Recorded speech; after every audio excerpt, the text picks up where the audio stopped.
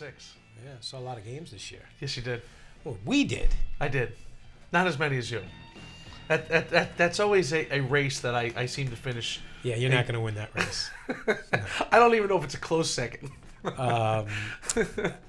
It's funny because this will be our Super 6 show where we count down what we felt were the best 6 games that we saw. Any sport. Well, no. What we saw. That Any we sport covered. we saw. Yeah. We only cover what we see. What do we cover? What we see. What are we watching? But I'm saying it's not any sport we cover unless we see it. But what are we watching? The games. What games? In other words, there's a lot of sports we don't see because we don't cover them. So the sports we cover are what? The ones we see. The ones we go see. Like football? Yes. Basketball? Lacrosse. There you go. There you go. That's all I was asking. Of course. What are we watching? It must be summer. So you did a wonderful job getting all over the Tri-State on the best of the top 5s for football, basketball, lacrosse. So, we had to get that down to 15. Now we have to take what we think are the 15 best, get it down to 6. It's always nice when a little time goes by after a classic game, a historical occurrence in high school sports, that you meet with the central figure and kind of get their thoughts on it, 2 months, 5 months, 7 months after that, just to see how it's sitting in their sort of sports conscience. On the football show, I don't know if it made the Super 6 show, but I was intrigued how different Frank Newtile looked from the end of the football. He's a man. He looked bigger, stronger. With a lot of those Division I football players, from the moment their season ends, whether it's a December afternoon or a November afternoon, their college career begins. Yeah. Those guys who have their eye on the prize, that sort of central focus, becoming a college football player. And then when you see them in the spring, you're like, this is a college football player right here. I was just kind of getting all over Dylan Butler. You guys okay now? Yeah, why? Oh, no, because they do their memorable Mondays, on MSGvarsity.com, and they list their top 5 athletes from the school year, but they do it alphabetically. I don't like that. No, I'm not. By the way, I'm a guy that alphabetical is trouble for me, because whenever I get a roster that's in alphabetical, I start looking for athletic directors. Why would you put the roster in alphabetical order? I don't know. And people always go, all right, well, like, you're an announcer, you can figure it out. But I go, no, it's not about me. It's about the parents in the stands. It doesn't matter whether your name begins with an A or a Z. It matters what number you are. Put a numerical so they can go, oh, 15. That's Mike Quick. He's looking good today. So you're into rankings. You like that, right? Yeah. Putting your name to it? No. What? No. I do not like putting my name to any rankings. Well, you're associated with this now. Like, you're a big movie guy, right? And I am guilty by association with your rankings. Let's put it right out there. You're a big movie guy, right? I love movies. Top 3 movies of all time. I have no idea. What do you mean? Oh, in my top 3? Who are we talking to? That I have trouble, because I have about... Give me a top 5. I mean, I'm a... Give me your 3 greatest I love sports Jaws. movies. Movies to me, great movies to me, are movies I can watch over and over anytime. Doesn't bother me. I can watch Jaws at any time. Give me your 3 greatest sports movies. Rudy, Hoosiers. I love Rocky 3 because I love Mr. T, Clubber Lang. Hey, fool, you ready for the beating? I beat you like a dog, Balboa. So those are your top 3. Shut up, old man. You talking to me? No, that was what Clubber Lang said to Mick. Oh. I saw Rocky the musical. It was very good. You did tell me you enjoyed that. Jim, I don't know if... I think there's a lot of people... you're getting out to the theater. Yeah, I think there's a lot of people who are going to argue the fact that they don't like your top 3 sports movies. Really? And that's what this whole show is about here. Have you met Amanda? Yes, she took my desk. That's right. So things aren't good. Amanda's no, they're tough. fine. Very Well, good. no, see, you wouldn't have brought that up right away. It's bothering you deep inside. Well, I mean, John Kruk once upon a time got a case of beer for giving up his number to a new player. I was expecting something. Well, you know what you got? She's all over us now because she's into this. She's the social media butterfly around here. She's very tough. She's good at her job. Yes, she is. So she told us that we have to say this. If you want to get into this conversation of the rankings of the top 6 games, she said, join the conversation on Twitter by tweeting us at MSG_varsity and use the hashtag. They got me talking hashtag now. The hashtag is different for the Super 6 show. So it's hashtag underscore Super 6. Okay. You know what I'm talking about? No, but I mean, I'd imagine I think it has everybody. something to do So with I Twitter. think the key is it's Twitter, Yeah. and the hashtag is big. Yeah. So at there we go. times, Twitter is like hieroglyphics to me. I have trouble reading it. When you look at end of year things, the best games usually come from where? The playoffs. Absolutely. Wow. There are five. Well, we have in the Super 6 there are 7 games because What? because one I used as an event. It was the same day. It was the same day. Same location. Same location, I same understand. result. So I kind of used, it was very different understand. when we get to it. But, so of the 7 that make up the Super 6, 6. Man, it's crazy. That's like a Jeopardy question. Exactly. Name the 6 teams that made the Super 7, or the 7 teams that made the Super 6. Make up your mind, please. There's only one from the regular season. Yeah. And it So, deserved to be there. As we start out at number 6, Brian Butler with these beautiful graphics. It was a game played just a little while ago. Yeah. It was the only game that we took from the month of May. Del Barton, Wow. Bergen Catholic. It was for the non-public A state championship in New Jersey lacrosse. Del Barton, a perennial power. Yes. Bergen Catholic, it's fair to say the new kid on the block when it came to the spotlight this year. Their Hammerly's lacrosse program had never received the spotlight the way they had this year. Well, they became New Jersey's #1 team in the regular season, cruising along undefeated. And, listen, you expect to see Bergen Catholic at the top of polls in athletics in New Jersey. You don't expect to see them at the top of the lacrosse poll. No. And they were there at 19-0. And you had heard from Del Barton people, they were pretty upset the way that we went on and on about Bergen Catholic this year. So this game was personal. Del Barton had never lost to Bergen Catholic in their In history. 11 meetings. They did not play in the regular season, so there was that great air of mystery. And the good folks at Del Barton were just saying, hey, until they beat us, let's calm down a little bit. They got their chance on May 28th, the number 6 best game in the Tri-State, the Mackey Bowl. Yeah, that's Mr. Mackey. He has a son on both teams. The 2 Mackey brothers met before the game. Connor in the green, and his brother Brendan in the white. Baby brother Brendan, the junior, wins the face-off. Score was 1-0 BC at this point. Mike Riley. Riley, a player, no doubt about it, came into this game jacked up, ready to go. So it was 2-0 Bergen Catholic in the opening quarter. Del Barton goalie Steven Kowalski. Boy, he would be big early and late. Keeps it 2-0. And then Peter Welch. You love this guy. I do. First team All-Metro, going to Duke. Just a great athlete. Way to use the stick. They get out in transition. And a guy that we loved all year, especially when we jumped on this bandwagon, was Matty Pedrick, the goalie for Bergen. They got to this game because of the play of the Chestnut Hillbound senior. Yeah, and Chris Blewett, what a marvelous senior season he had before he heads off to St. Joe's, Philly. Blewett was ready to play in a state championship. And don't look now, Mike, but the Crusaders were up 3-1 in the third quarter. We mentioned the Mackey brothers. You hoped they'd both play well. They did. Here's Connor Mackey. Winds and fires. It's now 3-2, Bergen Catholic. Emmett Cordry finished like a thoroughbred for Del Barton this year. Ties the game at 3 with a little over a minute left in the third quarter. And then one of our favorites, the Cornell bounder, Jordan Dowiak. All he knows is how to grip it and rip it. Low to high right there. Del Barton is up 4-3, end of the third quarter. And then Dowiak again. Patience steps into this one. Del Barton now has what seemed like a big lead in the game, 5-3. In the fourth quarter, 9 minutes left, but here they come.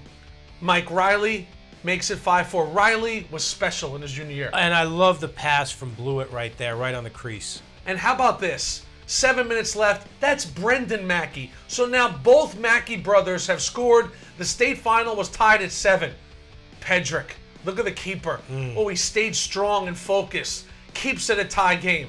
So look at this. Talk about theater, talk about drama. Overtime, the brothers Mackey facing off again and again. It's Brendan the Jr. comes out with it. So Bergen Catholic has a possession. They'd get a look, but watch Stephen Kowalski. Overtime saves are legendary for keepers. Here's one here. It could have ended just like that. Bergen Catholic would have had their first ever state title. And soon enough, J.J. McBride, coming from the backside, goes low. Let the celebration begin. Delbarton was non-public A champions with a 6-5 win. In the second overtime was JJ's goal right there. Unbelievable night. Fantastic finish. I actually spoke to Joe Hammerly yesterday, and we spoke about this game a little bit. And as a coach, he told me in defeat, it was everything you asked for out of a program, everything on the line. Kids performed up to expectations, over expectations. What are you going to do? That's life in big-time lacrosse. You go to overtime. Next goal wins. They got that goal. What did you teach me when we started covering this a few years ago? You always want that yard sale. Oh, that's right. Where your equipment is just all over the field. How do you find your stick? I mean, the helmet's probably easy. It has your name on it. How do you know it's your stick? Everything now has some sort of identification on it. I think people, anticipating if you win the game, you're going to throw everything up in the air. You put your initials, you put something. But it is pretty funny because there were times during the Connecticut Championships, as I stood on the sidelines after the state final, there were kids trying to figure out whose gloves were who. So it is a little bit of an issue. JJ was cramping up at the end of that game. How's he doing now? Hey, JJ McBride is doing great. He is a Delbarton lifer. His brother was on the last team to win it all in the state of New Jersey. JJ McBride was sort of born for that moment. They would go on to win it all, their first title since '06 in the Tournament of Champions division. And you spent a nice day over at the McBrides talking to our buddy JJ. What did he have to say? Well, it was our #1 lacrosse game of the year. Delbarton 6-5 in double overtime over Bergen Catholic. And here's the guy, J.J. McBride, number 14 in your Delby program. He ends it. J.J., wow. I mean, that is a game you'll take with you for the rest of your life. Yeah, without a doubt, it's a special game, and it was great to come out on top, and it's a game I'll never forget. It had everything you want. Bergen Catholic, Delbarton. Bergen Catholic is undefeated. They're the #1 team in the state of New Jersey. They've never won a state title.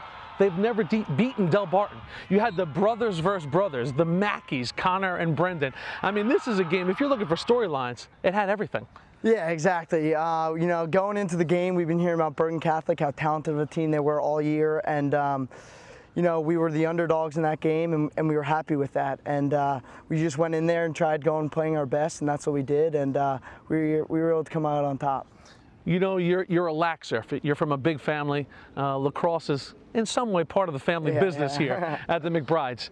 And your move to win it in the second overtime is something you probably perfected right here in your backyard. You got a pass from Dowiak from the backside, and you come strong. Yeah, exactly. I practice out here a ton and practice that move all the time, and luckily I was able to make it count that one time.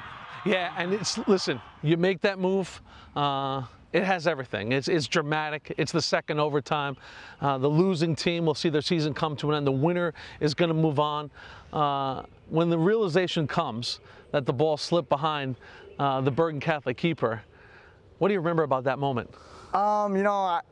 I really don't remember that much. It was just, it went in. I just kind of went crazy. I went and hugged my teammates, and it was just so surreal.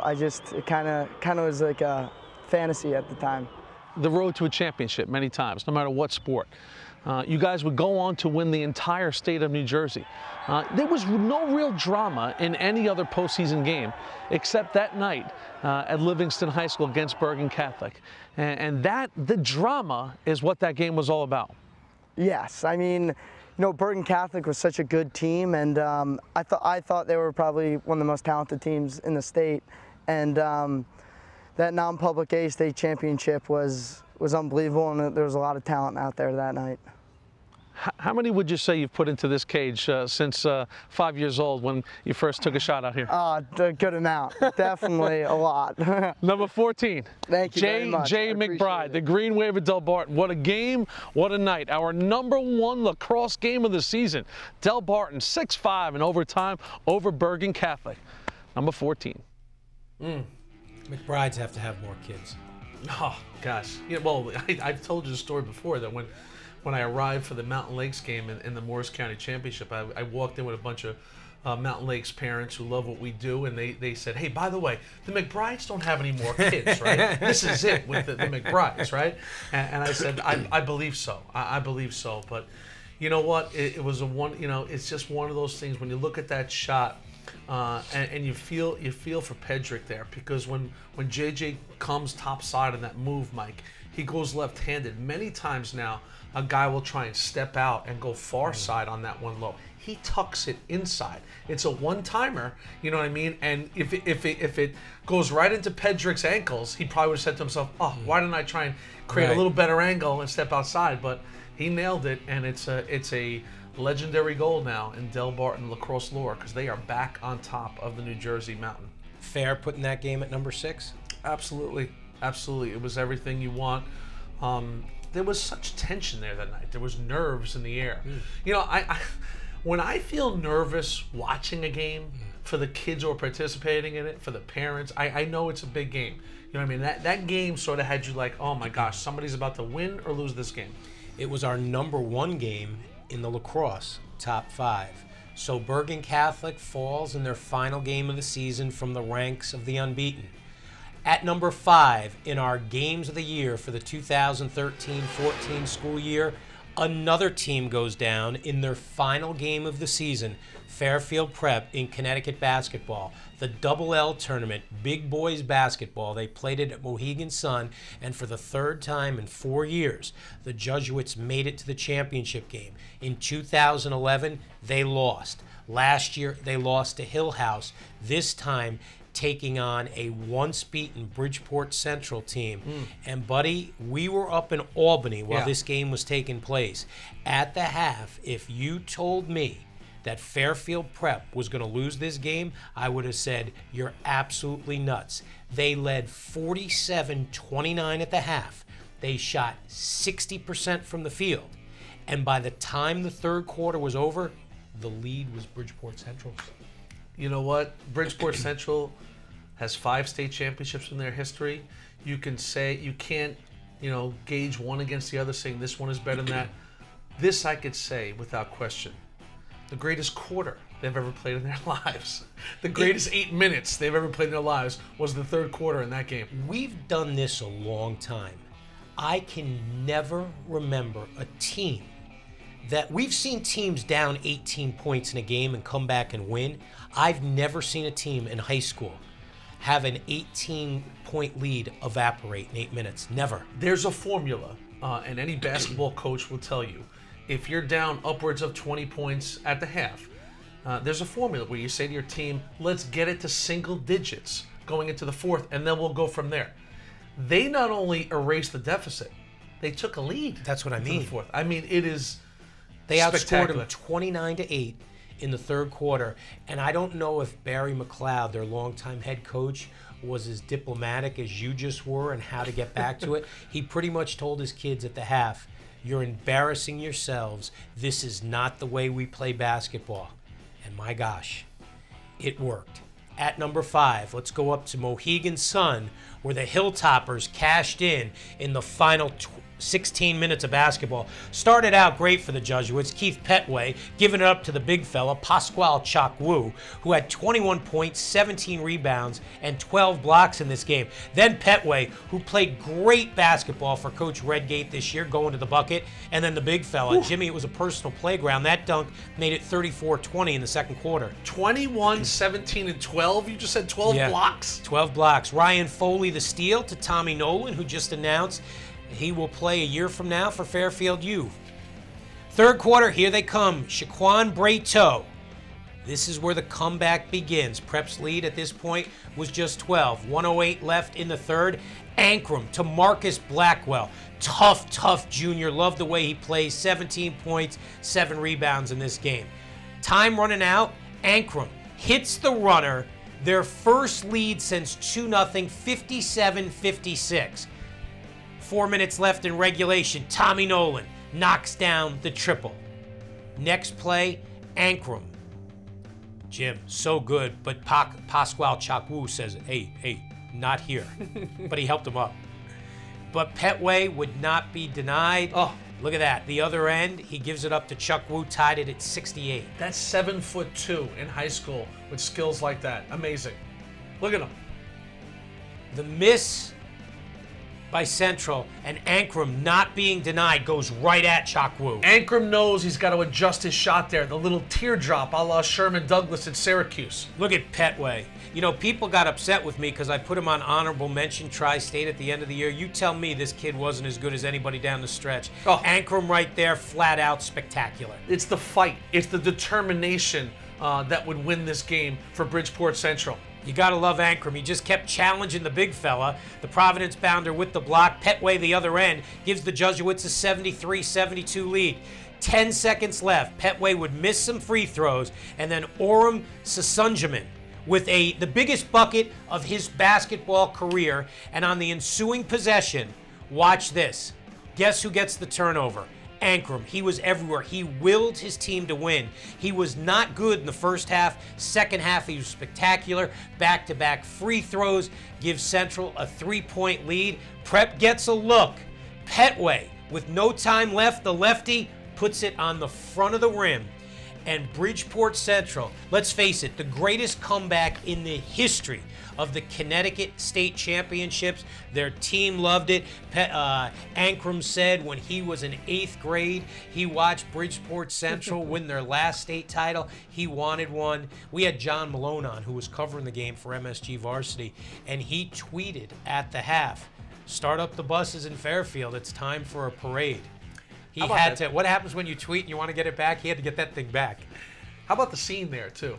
At the Mohegan Sun, Blackwell there. I mean, that had an NCAA tournament feel to it.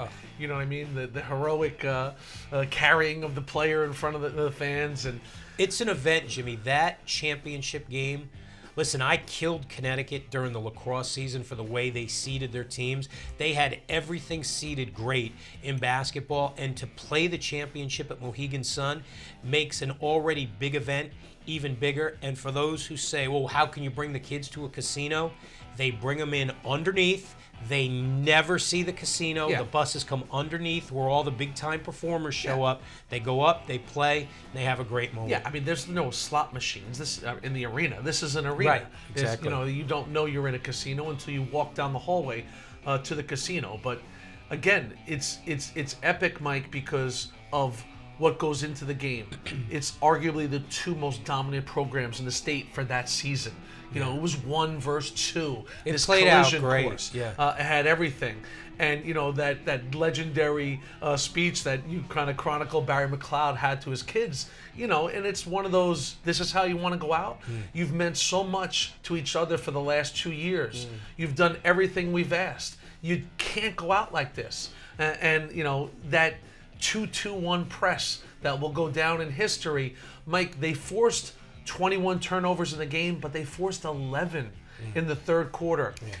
They were not only doubling and tripling the ball, at times there were 4 guys on the ball. It seemed like, you know, when that press gets going like that, it seems like they have 7 on the floor. Well, because what that does is it makes the team that's trying to bring the ball up the floor, it makes the team think. Once you get a team to think during a game, you've gotten to beat. Ankrum said that we are going to win this game. There was not a lot of people who thought they would win this game, and he and his teammates used that to fuel this unbelievable comeback. Everybody was talking about them. They was hyping them up, saying stuff in the paper. I took that as motivation. And, you know, we had to come out here and we got to do what we do today. The feeling's undescribable. I don't know what to tell you. After being down at halftime like that, it was one of the worst feelings. I was so depressed at halftime that we were down by 20. I know we were a lot better team than that. Coming into the half, we pressed them, we played hard. Everybody gave every inch they had left in their body, and we ended up being out on top. What's it feeling like to not just win this, but win it that way? You know, I told my stepdaughter, my daughter right there, so I'm going to have to go back and watch this on TV because I don't believe it happened, you know. But it's unbelievable, you know. They just came back. They showed. I was just upset at the way the first half wasn't characteristic of the way we played for 2 years. And I didn't want people to see them like this. You're not going to go out like this. And they decided they weren't going to. To come all the way back, I wasn't sure, but I knew we were going to make it a fight. Oh, wow. And you know what? The one thing you see in Sasunjaman's winner there, he made Chalk Wu a little smaller with a beautiful move along the baseline underneath, where he hesitates and he gives a couple fakes. He doesn't just go straight up. And the great shot blockers, and let's face it, is there a better shot blocker in the history of Connecticut basketball than Chalk Wu? I mean, 12 blocks in this game. Final. I mean, he's got it down to an art. But what he did was he got him off balance a little bit. So when he went up with that little reversal, he got a clean look because he had Chalk Wu on the floor. And what a shot. I mean, what a shot over a 7-2 shot blocking sensation. You surprised how talkative McLeod was at the end of the Yes. game? I mean, he does not say a lot, that's for sure. Not a fan of the media. No, and listen, you know what? It was good to see Barry let his hair down a little bit and enjoy that, because that's, you know, he's of the 5 titles Bridgeport Central has won in their history. He's been the head coach for 3 of them. It had been a couple years, and you know, that's a half of basketball that he will never forget as a coach. And soon after that game was over, there was big news in the FCIAC as far as schools from the city of Bridgeport. I don't know if you know this. Harding and Bassick are leaving the FCIAC. Wow. So the only Bridgeport school remaining will be Bridgeport Central. And they have been very competitive athletically in football and basketball, boys volleyball, track and field. So the Bridgeport schools are now down to 1, and it will be just the Hilltoppers. So we lost an unbeaten team at number 6 in Bergen Catholic. We lost an unbeaten team at number 5 in Fairfield Prep. At number 4, they were not unbeaten, but I said nobody would beat them in New York City. To me, what makes this game, Jefferson-Lincoln, so big is what happened during the year. I could have gone to this game, the PSAL semifinals. I had done some shows here that day, and then I started thinking about it. And I'm like, why? I'm going to be at the championship game. Earlier in the year, when they gave out the rings at Lincoln High School for winning the championship the year before, that was a game the Rail Splitters had beaten Jefferson. I, till this day, think Pollard didn't want to take his kids to Coney Island that day because he didn't want to see Lincoln get he took a forfeit. And then in the other games, now while the scores may not be indicative, at one point in the February 6th and the Borough Championship on the 16th, these games at one point were close, and then Lincoln just put them away. So I didn't go to the game. I did not go to the game because honestly, I'm like, okay, why am I going to battle traffic trying to get to LIU Brooklyn to watch the semifinals? And then I get a call. And I had been following a little bit on Twitter, and I got so upset with myself, like, how did I miss this? This is an event. The number 1 team in the tri-state goes down. And then Pollard calls me. Yo, Mike, where you at? You know, Pollard, I'm not there. You know, and I think for you, you know, somewhere around 2017, you'll mark 30 years of doing this, right? Yeah. Okay. You have to say, when it comes to basketball, there might not be another team that's intertwined with your career more than Lincoln. In the PSAL, definitely. PSAL, I mean, you have a long... You're right. You know what? History with them, Mike. Yeah, because Rice closed. And I have to say, part of your coming out party was the Stephon Marbury teams, and you took doing this to another level with great feature stories and coverage and televising the championship games and all those images of Stephon finally winning one for the Marbury clan. And 61-56 against Robeson. This is a Lincoln team that you and I felt very confident was going to fit right in line with all the legendary Lincoln teams, which is part of the reason why you had the confidence not to think you had to swoop in on that Lincoln Jefferson game. You talk about the ebb and flow on that night, like, okay, there's no way they can lose. I'm like, and then when they lost, I called you right away. I'm like, you're not going to believe what happened. You're like, what? Oh, you're kidding. And how mad was I that I missed that game? That's something that bothers you. Yeah. Because you sometimes go the other way where you have a hunch somebody might pick somebody off, and you go and you nail it, which is very satisfying for you. Yeah. Didn't have it with this one. No. And especially the way the game went. You know, they get down early. Lincoln then comes back. Once that team, that predominant favorite, makes the comeback, you think, all right, now they win the game. You know, they survived Jefferson's big push, but this is where you got to give Jefferson so much credit because they locked and loaded and they fought to the victory. Nobody gave him a chance except the guys in orange. Number 4, Jefferson's upset victory against Lincoln in the PSAL semifinals. Here's where Lincoln battles back. They had been down big. Isaiah Whitehead, the Seton Hall recruit, cut it to a Jefferson 1-point lead after 1. Jefferson really put the pressure on. Shamari Pons hits it. They're up 4 at the half. Daquan Andrews to the bucket. And this is where Jefferson, showed their toughness, Jim. Desi Rodriguez cuts the lead to 4 for Lincoln. But then he'd foul out, and Patrick Brown, just great in this game. A game-high 23 points, the old-fashioned three-point play. 77-74, the final score. Not the championship game, a game that they would lose, Jefferson, 3 days later at the Barclays Center. But, and you talked to Pollard, and we'll get to that in just a second, but the street cred that it gave Jefferson for beating Lincoln. Lincoln, as Tiny Morton was the head coach there, had won 8 PSAL titles in his 19 years, 3 Federation titles.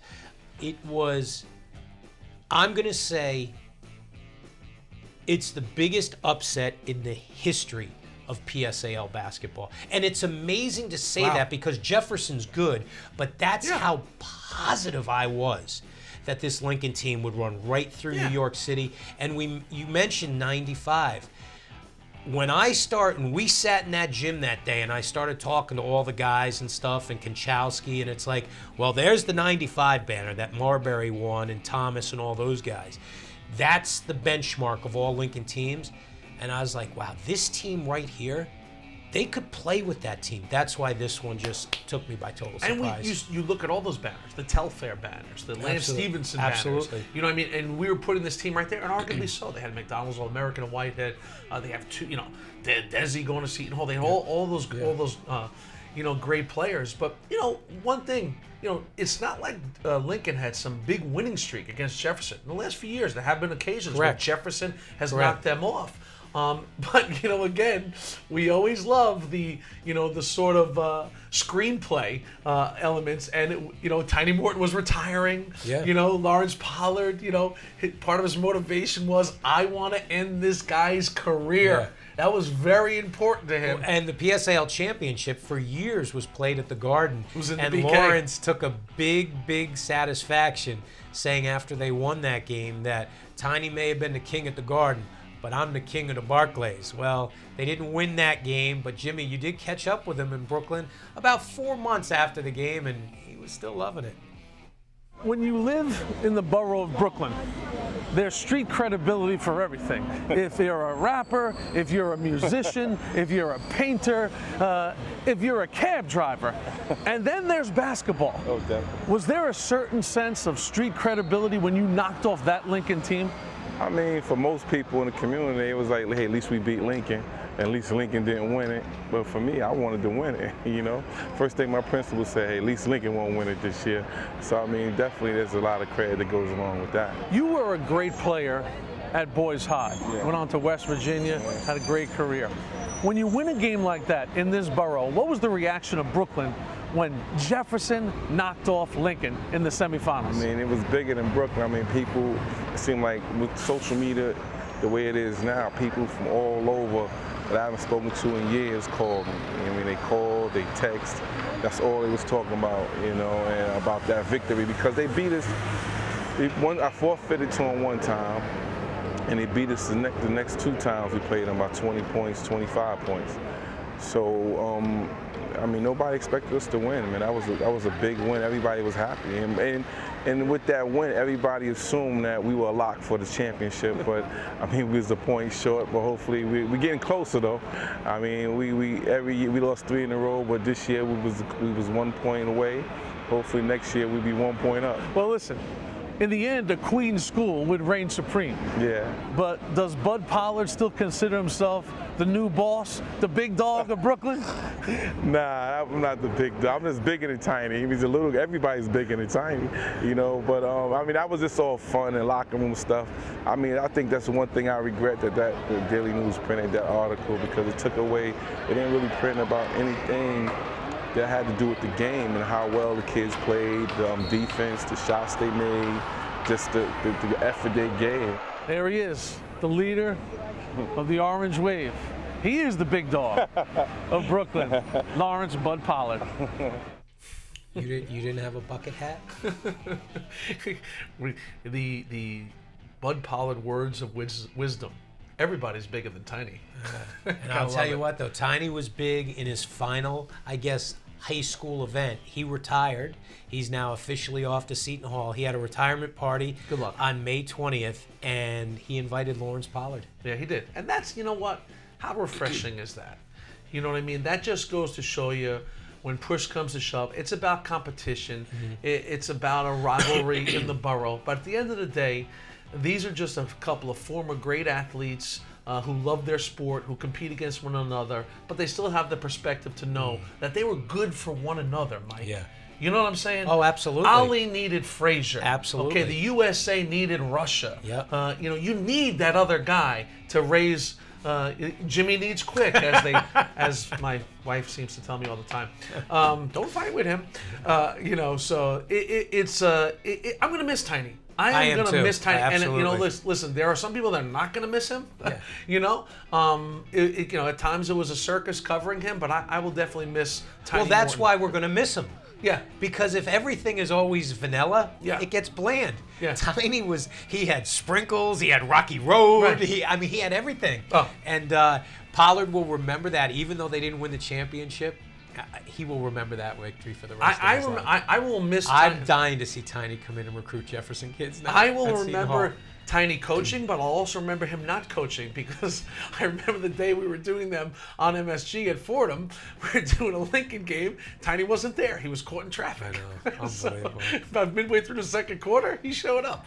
There was no loss this year that affected what we do more than our number 3 game of the year. It was played on Thanksgiving Day. It was St. Joe's and Don Bosco. The year before, on Thanksgiving Day, St. Joe's took the mojo away from Don Bosco. They not only beat them, they beat them up, and they announced themselves as, "We are now the new Don Bosco." They would finish number 1 in the poll in 2012. Number 1. Yep, jumping from a 3 to a 1 when Paramus Catholic lost on Thanksgiving. The jump. On this day, they would take on a 6-4 Don Bosco team that had lost a heartbreaking game by inches, a kick wide with no time remaining against Paramus Catholic the week before. Their season virtually done, except Greg Toll loves Thanksgiving Day football. St. Joe's was undefeated on Thanksgiving Day. And what do they say? Sometimes ruining somebody's season is better than having a great one by yourself. Well, that's what they did on Thanksgiving morning. You know, it's funny, when you deal with the North Jersey parochials, historically it was Bergen, Bosco, Joe's. Now enter the Dragon, Paramus Catholic. You have DePaul. Yes, they are all after the pot of gold, which is a state championship. But then there is also the other title, which is supremacy. Okay, who's better than all the other guys? Because they don't all play in the same playoff brackets, and it's very important to have that mark of supremacy against one another. Well, on this day, I told you right before the game, after I spoke with Greg Toll, the old ball coach he is not a man of a lot of words.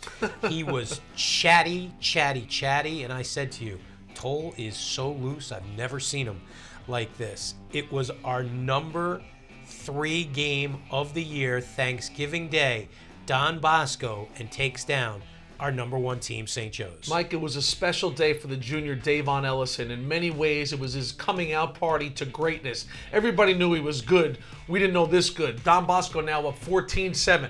But here comes Spencer Allcamp. Look at Sherman Alston, the Boston College bounder. Hang on to that.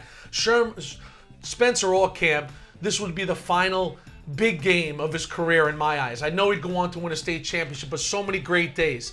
Look at the new tile pass to Danny Yankovic, but it's broken up by Austin Bedrado. Picked off, I should say, by Austin Bedrado. Only blemish of the day. And then Allcamp looks up top, but Davon Ellison is there to break it up. The game is still tied at 14. Frank Newtile, the Temple bounder. What a day for him. Here's the one to Dan Yankovic. Down the middle, sets up the next play. Tied at 14. Cameron Bales, the field goal, no good. Just wide left, so we're still tied at 14. To the third quarter, Spencer Allcamp. So many days like this, tucks it, making big plays.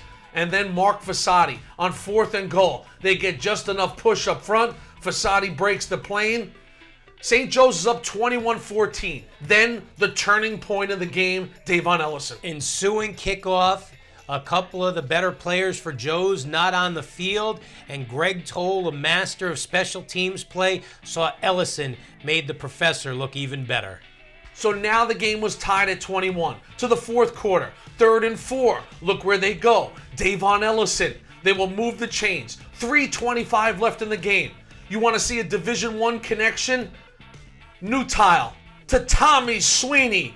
That's Temple to Boston College. And Don Bosco, with 3.5 left, had a 28-21 lead. St. Joe's, though, would make it interesting. Spencer Allcamp to Austin Barber. Clock is still running. Same drive, 1:23 left. It's Allcamp to Fasati. Fasati gets the ball down to the Don Bosco 20. And then on 4th and 2, the defining play of Thanksgiving Day. Spencer Allcamp back to pass, but look at Zach Chaconis. Gets the right hand up in the air, and that was it. Don Bosco returns the Thanksgiving favor to St. Joe's. St. Joe's 15-game winning streak had come to an end. Their perch on top of the polls, and just an amazing, Thanksgiving a year before. Joe's goes into Bosco. Bosco's got the new uniforms for the first time. They haven't lost in New Jersey since Will Hill in 2005. 61 straight games. St. Joe's beats Don Bosco on Thanksgiving Day in front of 6,000 at Bosco. A year later, in front of the same 6,000 people, it's Don Bosco that ends St. Joe's stranglehold on supremacy. Greg Toll was very excited after that game. Now listen, that was his 15th year as the head coach of Don Bosco. In his first year, he went 7-4. This year, 7-4. I'm going to say it's one of his top 5 wins of all time. Wow. And he's won 8 state titles? 2 national titles. At Don Bosco? I'm going to say it's one of his top 5 wins. Yeah, because he beat a team that was ready to go into the lore and the history of New Jersey as one of the best teams ever. Look, I know people say, yeah, but St. Joe's went on to win the state championship. Doesn't matter. This was the biggest game of the season for St. Joe's, because they knew if they got over this final hurdle, then they would just have to play well, and they would obviously dominate the rest of the postseason. Very excited Ironmen, including the old ball coach afterwards. I say, hey, we're coming to play, and it's going to be a hell of a game. How did you know that this team had one more after that heartbreaker a week ago? Play too hard.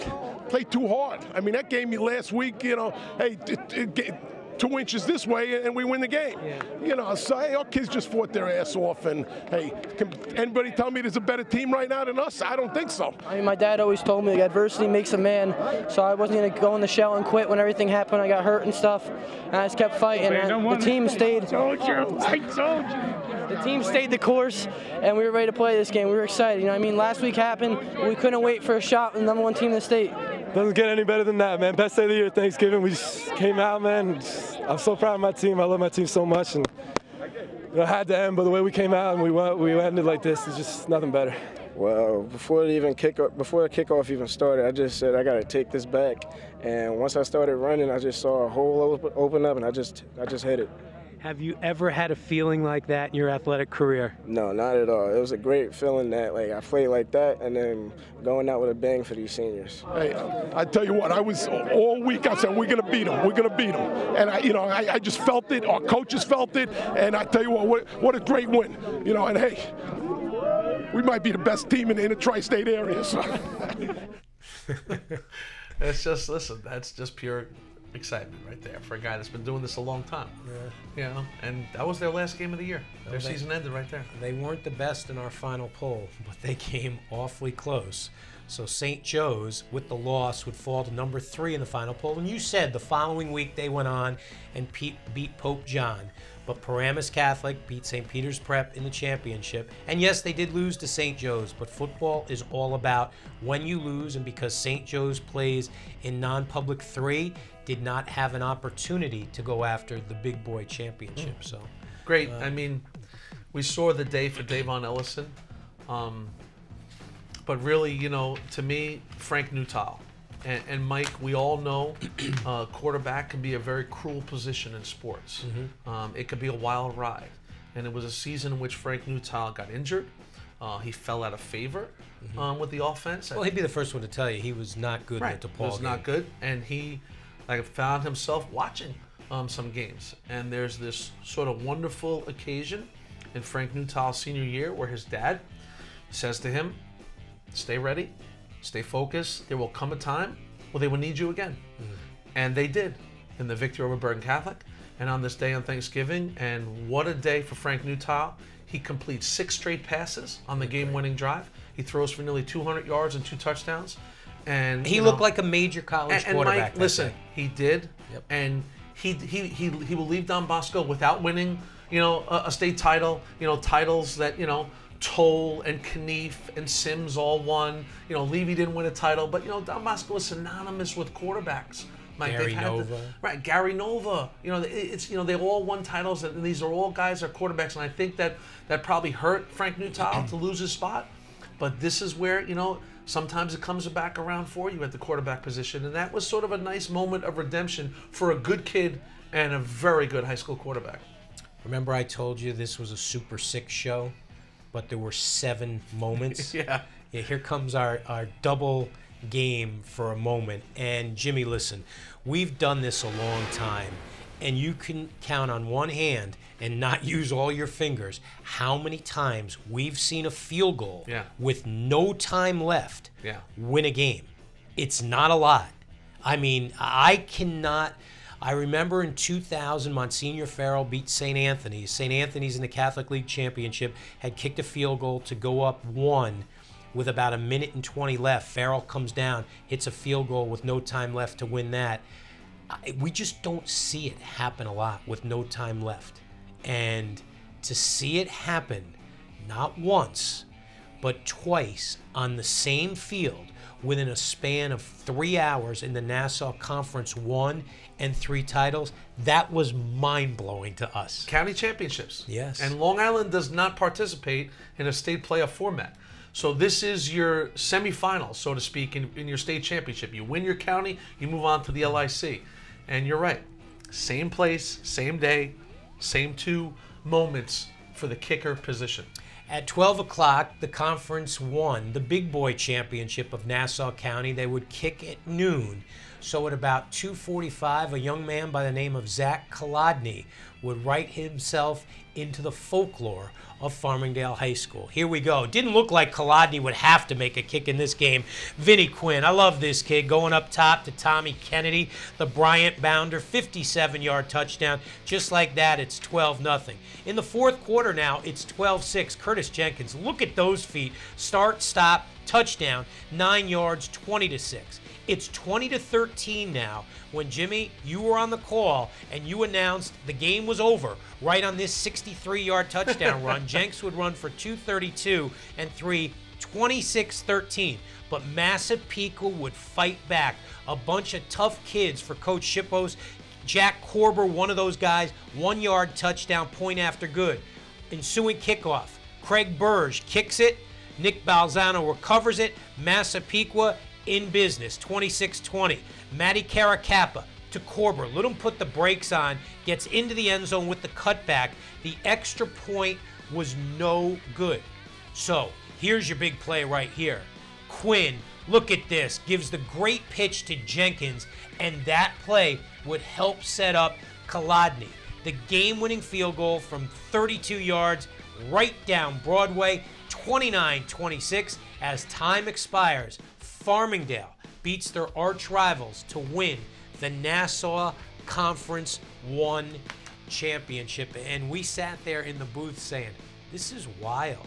He's going to kick a ball. And because it's tied, I don't want to say there's no pressure, because there's a lot of pressure, but it does, if you miss, you know you're going to overtime. He hit that thing spot on, dead center, and afterwards he talked about it. You know, we practice this every week, the 2-minute drill, every Friday, and we've hit it every single practice.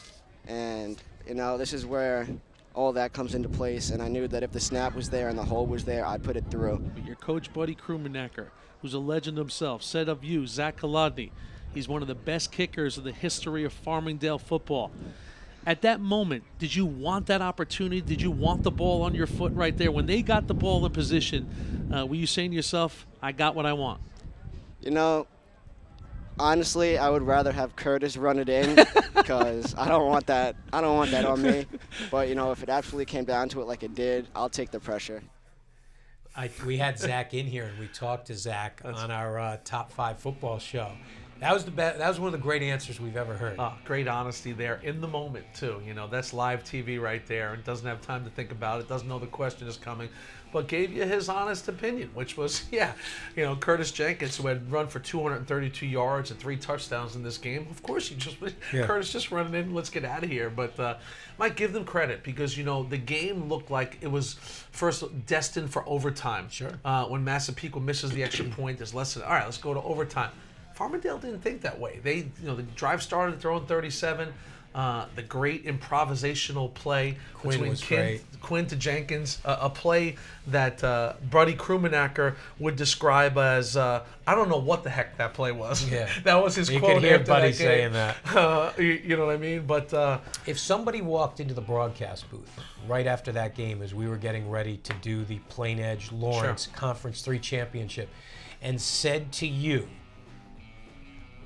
the next game will be won on a field goal as time expired, what would you have said? Impossible. This is high school Get football. out of the booth. Right. Yeah, I mean, field goals in high school have become, you know, more popular, more prevalent. You know, you see them a lot more, but, you know, walk-off game-winning field goals, we rarely see. In the regular season, Lawrence had a 15-game win streak snap. They were beaten up by Plain Edge, 36-20. They would meet in the Conference 3 championship.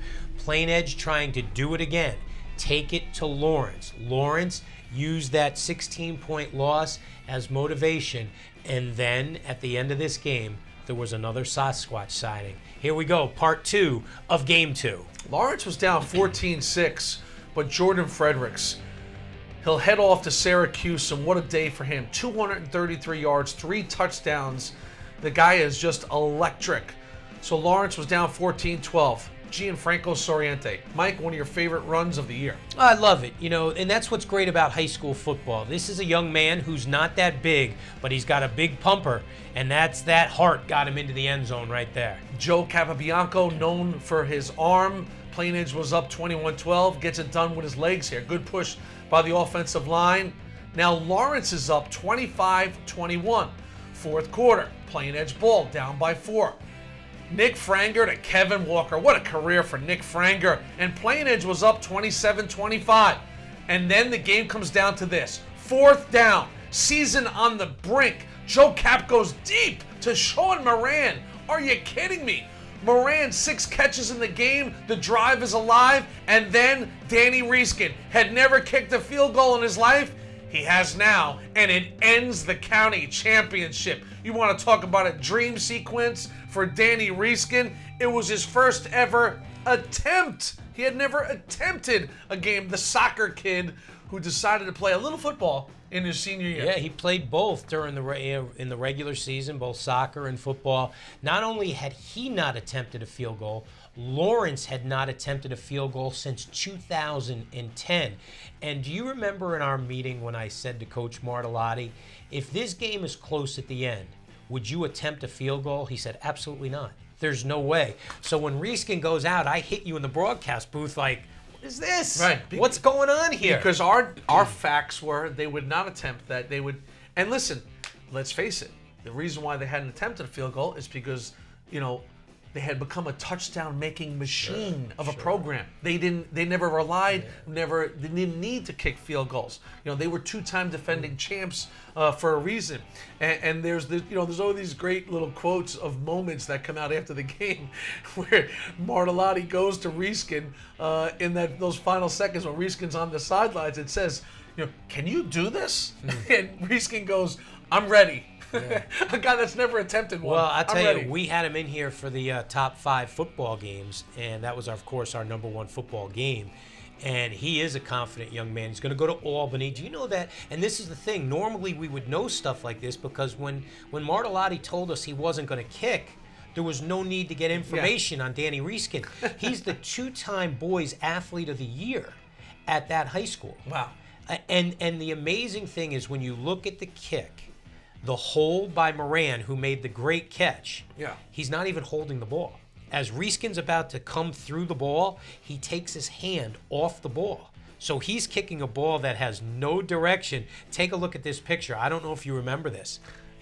Moran is not holding that ball. Well, this is what like what I used to do when people like, let me hold one for me. You get like the yips, like you lift your hand, and well, listen, it's not like they had any repetition to rely on. They had never attempted one. They knew he had the ability from practice, and what a wonderful cover on the copy, on the cover of Newsday sports section there. And what a moment and a cover that Rieskin will have for the rest of his life. And Rieskin had some funny quotes too when you look back at the articles. As the seconds were ticking down, he was on the sidelines. I mentioned Martellotti comes up to him. But Rieskin said something that was very nice. He said many of his teammates came up to him, knowing that this was imminent, saying, "Hey man, whatever happens, we still love you." You know what I mean? It kind of put him at ease in the moment. It happened to him one other time because he had said to us on the football show that one other time, because he would practice with the soccer team, he'd come over and kick for the football team.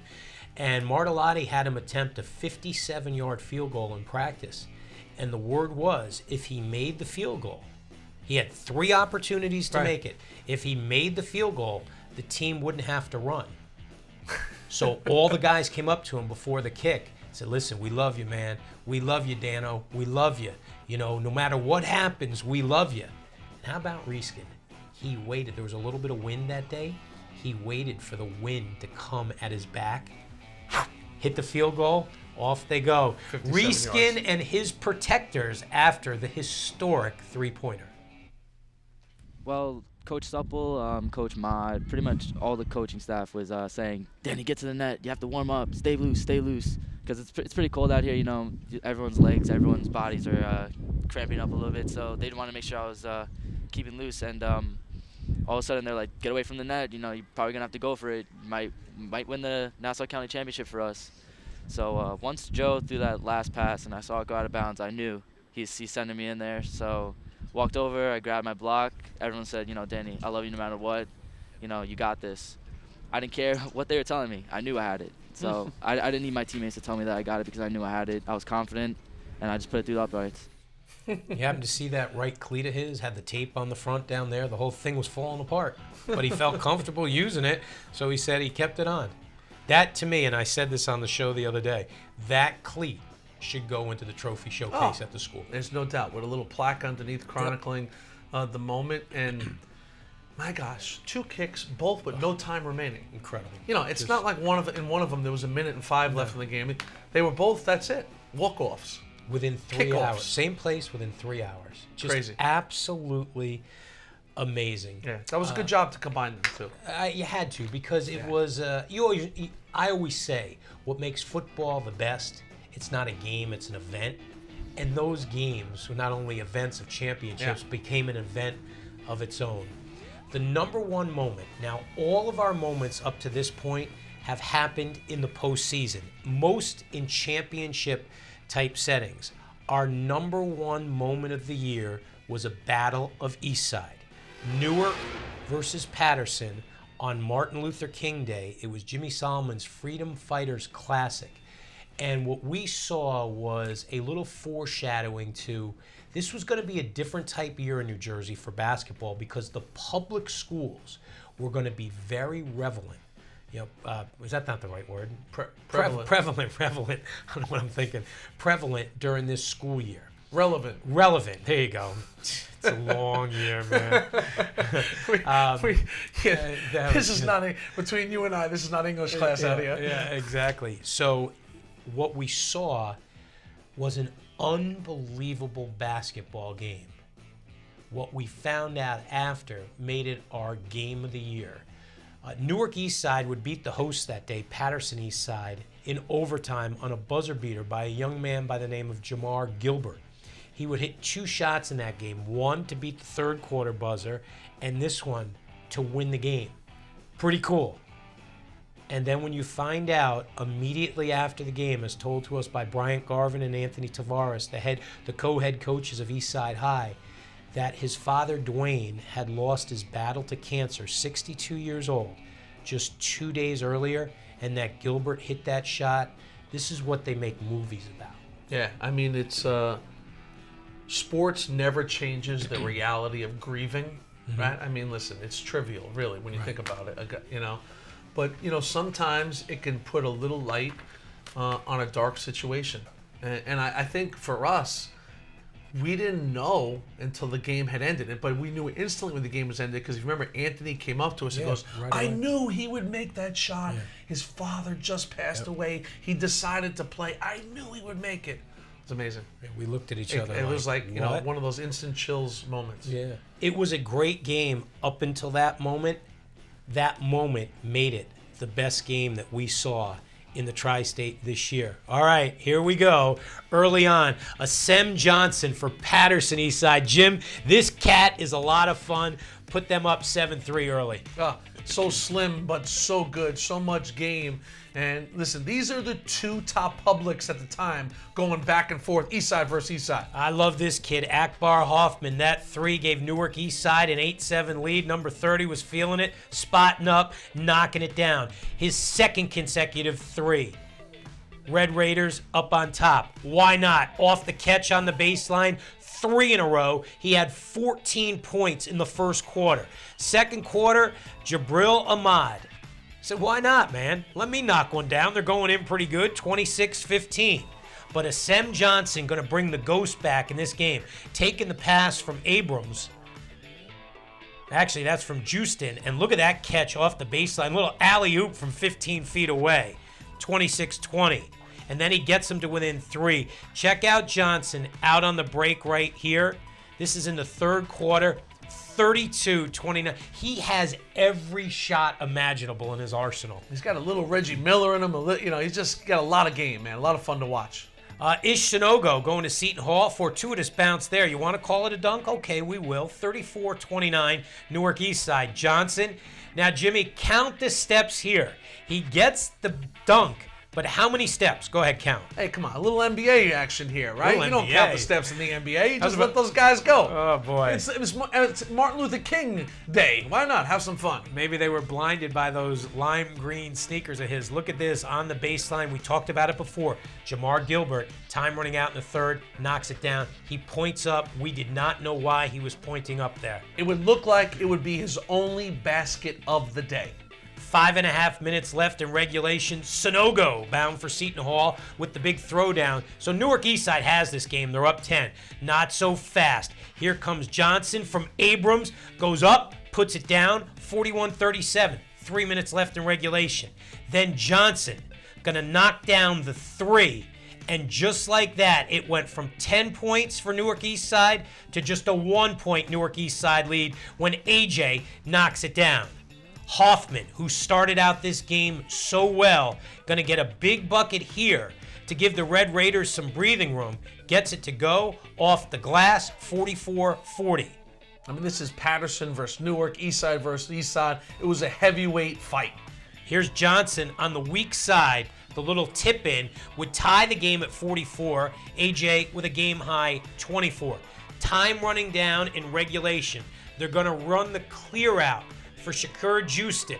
Behind the back, one-hander. Oh, boy. Doesn't go. So on this night, Martin Luther King night, we would have an absolutely special overtime. Tied at 44. Sanogo going to put Eastside up off the miss. Oh, off the loose ball, 46-44. Guess who answers? Johnson. Dribbles behind the back, steps out behind the arc, and knocks it down. That's where I see the Reggie Miller in him, just running out behind the three-point line. Johnson wasn't done. Hits that big three, now down by 2. Oh, so Great. tough. Ties it at 49. Great sharing of the basketball, too, between two very aggressive teams, still looking for their teammates. Patterson Eastside hadn't had the lead since early on, but they get it here. Houston, 51-49. Now, 6.2 seconds left after a timeout. They run the play for Gilbert, and he had no thoughts of giving it up. Knew he was pulling up for 3. It was win or lose on that basket. Only his second field goal of the game, and a day Jamar Gilbert will never forget, nor will anybody who was in that gym. We won't, and that's why it was the #1 moment that we saw this year in the Tri-State as far as games that we cover. Right after the game, I had a chance to talk to Mr. Gilbert.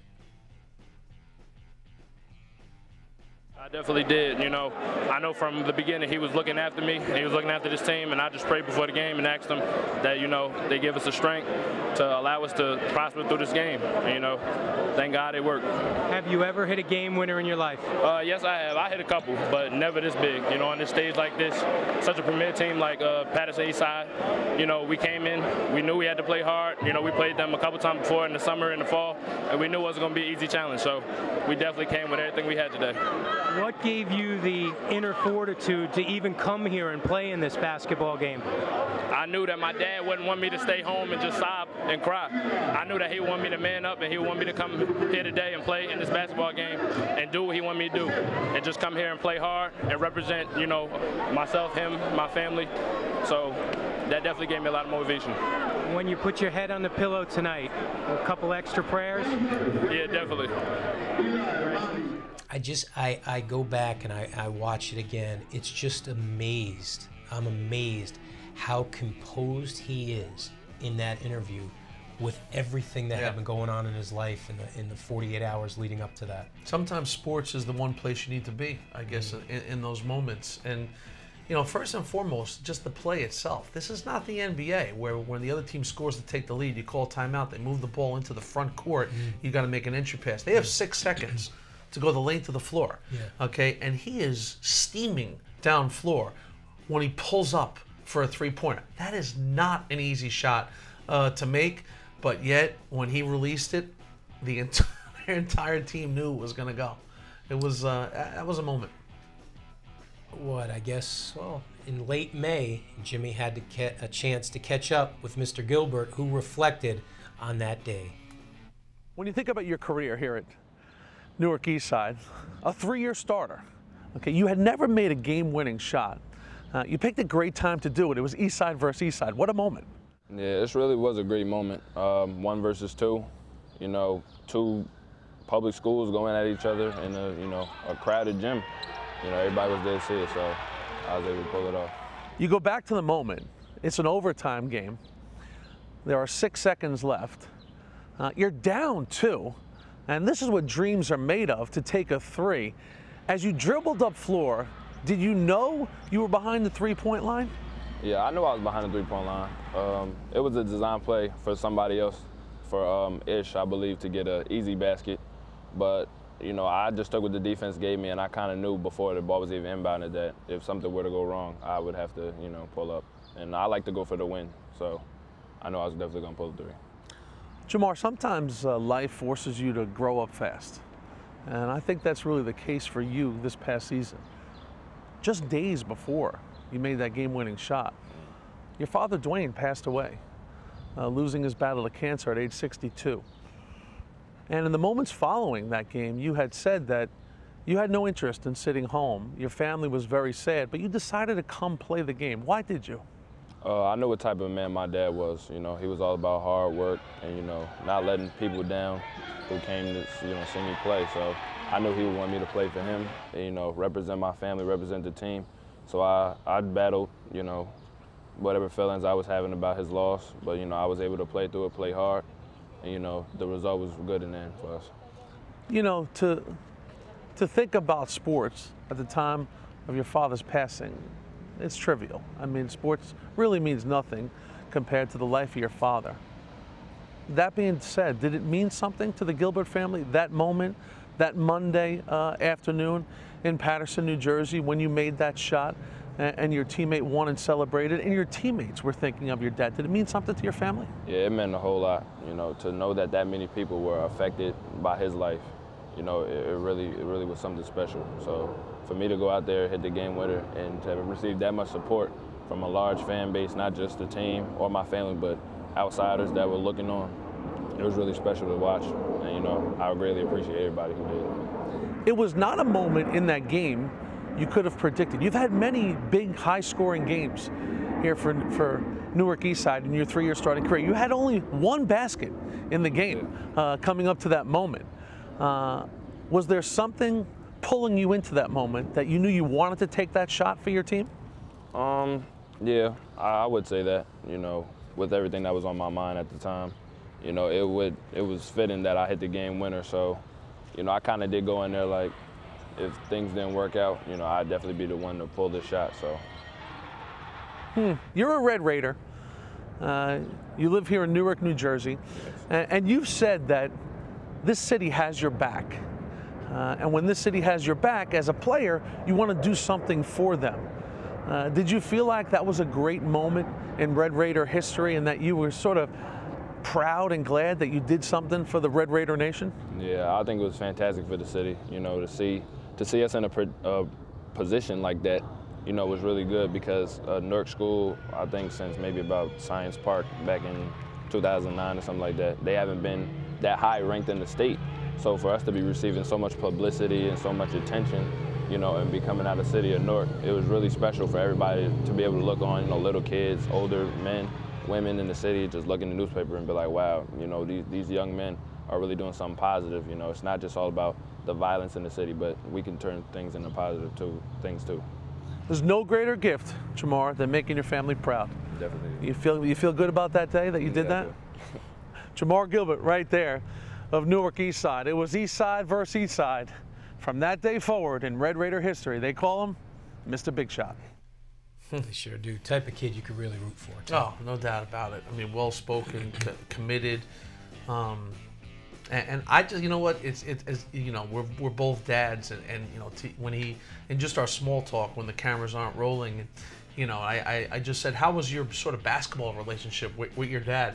And he says, oh, tight. He goes, you know, I mean, there are, you know, you have conversations with coaches about Jamar, and they talk about Dwayne Gilbert coming to study halls after school, before practice, and just sitting with Jamar, making sure everything was in place. Dwayne Gilbert was the dad who picked up Jamar every day after practice. Okay, he came in, you know, and this is something, you know that you just reflect on. He was the dad who was at every game. Yeah. You know what I mean? So that just that wonderful little father-son connection with the game. In Jamar and his teammates' final high school game, they would lose to St. Joe's of Metuchen. In that game, Jamar Gilbert, his final high school game, was the game's leading scorer with 16 points. This is the way it panned out. Newark Eastside went into that game as our #1 team. They came out as #2, as the Falcons of St. Joe's, for the first time in school history, finished as the #1 basketball team in the tri-state. Yeah, I mean, that's New Jersey, where the format is a tournament of champions. So you have to remember, Newark Eastside did win a state championship in basketball, and then in New Jersey, they throw everybody, parochial and public, into a hopper and play for one overall champ. So yes, were they disappointed in losing in the overall championship game? Absolutely, but they did defend their title. You agree with the 6? Absolutely. You do? Oh, yeah. Do you think everybody does? No. Really? No. All right. Well, here's how you can get involved. If you don't like our Super 6, then we want to hear from you on social media by simply tweeting at MSG_varsity and using that hashtag MSGV_Super6. Get involved. If Amanda likes what you're writing, she'll post that, retweet that, and we'll get this whole thing going like that. So we'll take a little time now, and just like that, we'll be back doing this. Quick Hits is back. September 2nd. Day after Labor Day. Don't enjoy Labor Day too much. By that point, Jimmy, we'll have been spending 3 weeks at football camps and everything. Everybody, in Jersey, they get started really early. Section 1, they get started early. So we'll have a pretty good idea of what's cooking, although in the world of New Jersey football, who knows? People are transferring right and left. It's got to stop. I mean, listen. It's got to stop. Paramus Catholic is the 2-time defending champs in non-public A. Can they continue their run? The Augie Hoffman era begins at St. Joe's as we bid adieu to the legendary skipper, Tony Karsich.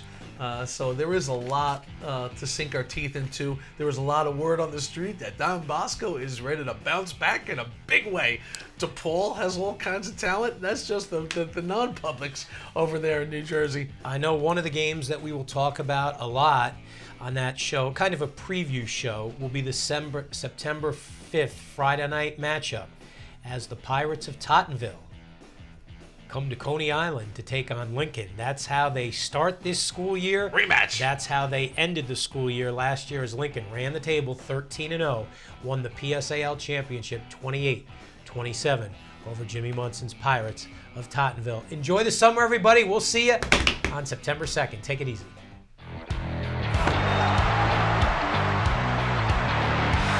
Inside the 5. He's got